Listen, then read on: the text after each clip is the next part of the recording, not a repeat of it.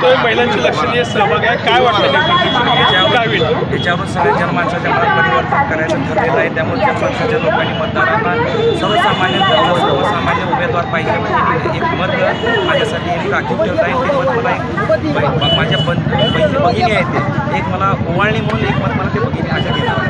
एका बाजूला मोठे कारखानदार आहेत, दिग्गज मंडळी आहेत, तर एका बाजूला युवराज राठोड टिकेल असं वाटतं सगळ्यांना. 100% कारण सगळ्यांना आता कारखानदार नाही पाहिजे. कारखानदार स्वतःच्या स्वार्थापूर्ती लढत आहे आणि विद्यमान आमदार आहेत दुसरा उद्योग राहिला नाही.